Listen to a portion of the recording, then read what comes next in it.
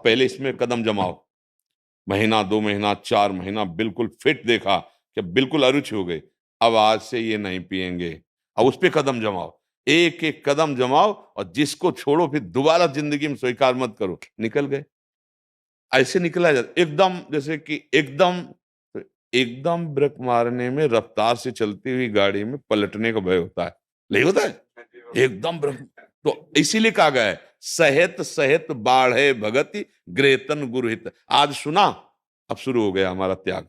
धीरे धीरे धीरे अंतराय बनाना शुरू किया, अंतराय बना के धीरे धीरे धीरे एक एक विषय पर जो गंदी बातें हमारे अंदर है, आज से ये नहीं, ठीक।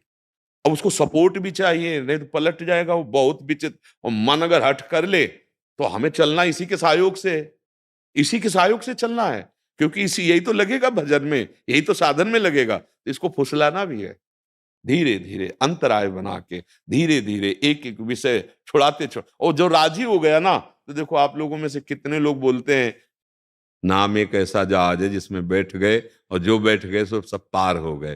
देखो समाज सेवा के लिए अब शरीर आपका साथ देने वाला नहीं है।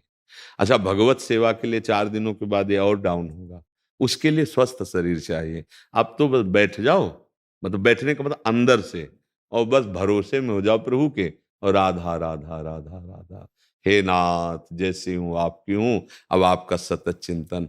अगर नाम जब चल पड़ा तो जीवन में सबसे बड़ी साधना है नाम जप। ये बड़े बड़े महापुरुषों ने, आप चाहे गीता जी पढ़ करके देखो, चाहे गुरुवाणी जी पढ़ कर देखो, जितने भी महापुरुष हैं उनकी बात आप सुन के देखो, आखिरी निर्णय यही आता है कि आप नाम जप कर रहे हैं कि नहीं कर रहे हैं, और नाम जप अंदर से चल रहा है कि नहीं। अगर अंदर से चल रहा है तो आप चिंता मत करें।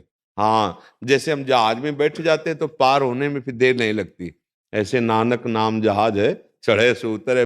और आपसे जितना बन सके नाम जप कीजिए, और जितना बन सके दूसरों को सुख पहुंचाने की चेष्टा कीजिए, इससे बहुत जल्दी प्रभु प्रसन्न हो जाते हैं।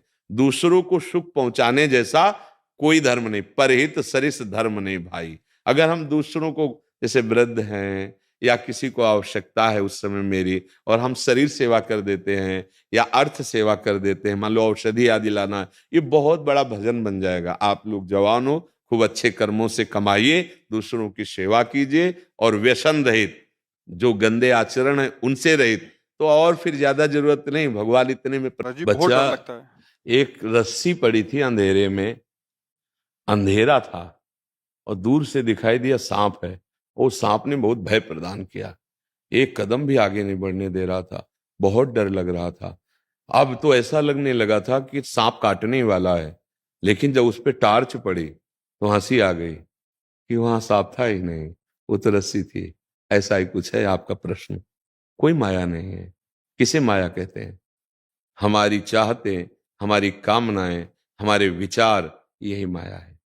मां माने नहीं, या माने जो, जिसकी सत्ता ही नहीं है, वहां न सांप था, न सांप है, न सांप रहेगा।